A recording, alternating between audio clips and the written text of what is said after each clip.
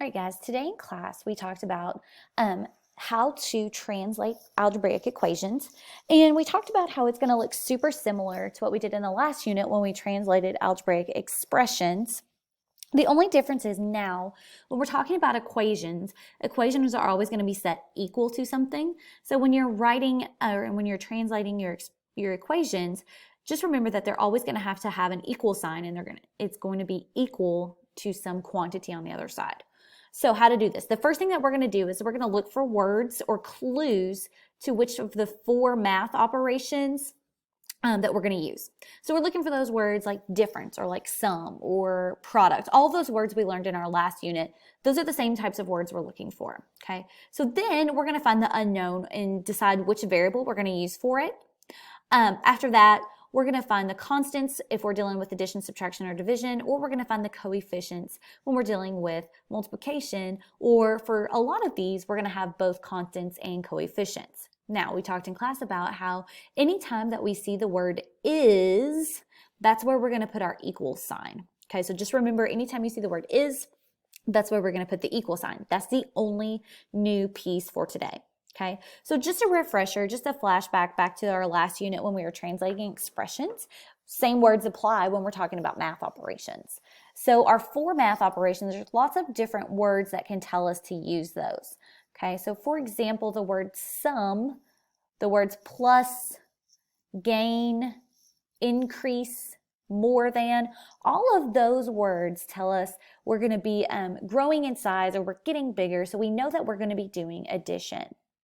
Okay, words like difference or minus or less than, decrease, those are words that tell us that we're going to be taking away from. Those are our subtraction words. Okay, words like product or of, double, triple, twice.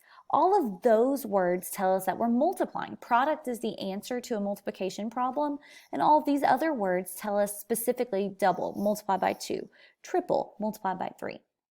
And then for division, we can see words like quotient. Quotient is the answer to a division problem. We'll see the words like half or per or split. Those all indicate that we're going to be using the math operation for division. Okay. All right, so some special notes that we talked about in the last unit that are still true today. When we are multiplying, we're going to be written in a side-by-side form with the number or the coefficient in the front of the variable. So for example, we would write 4n to represent 4 times n. Okay, we would represent 2q to represent 2 times q. We would write 1/2 r to represent 1/2 times r. Okay. All right, we're also going to represent division by using the fraction bar instead of the traditional division sign. So for example, if you see g over 7, we know that that is g divided by 7. Okay, we're going to write 4 over k or 4 divided by k. It means the exact same thing. Now, there are also special words that tell us we need parentheses, okay? And these words indicate that we need to find this answer first. Okay, so those are answer words like sum or difference or product or quotient.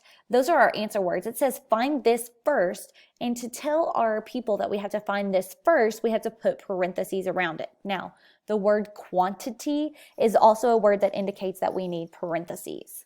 Okay, let's look at a few of examples together. And again, these are going to look super familiar to the ones we did in the last unit. However, now we have an answer because we're dealing with an equation. So 6 more than x is 9. So first off, we see 6 more than, okay, and we know that is 6 plus something. And then it says more than x, so we have 6 plus x. Now, the only new piece is the word is, and if you remember, that's where we're going to put our equal sign. So it says 6 more than x is, so that's where I put my equal sign, 9. That's hopefully seems super familiar. All right, let's look at another one. 8 less than k is 10. Now, if you remember, the word less than from the last unit was super special because it's the only one we're going to change their order. We're not going to translate it in the order that it's there because if we want 8 less than k, then our k has to come first. Okay, now less than means subtraction, so we're going to take 8 minus 8 from that. So we have 8 less than k is k minus 8. We see that new word is, that's where we're going to put our equal sign, and it is equal to 10. All right, the product of 2 and L is 72. So the word product tells us that we're multiplying, and if we remember, our multiplication is going to be written in that side-by-side form. And I want the product, or I want to multiply 2 and L, so I have 2L. The word is tells me where to put my equal sign, and it is 72, so I'm going to set it equal to 72. All right, now let's make it a little bit harder. Let's amp it up. Let's put more than one math operation in there. We have the difference between 3 times a number and 8 is 7. So the difference tells us we're going to subtract, but first off, I got to subtract what?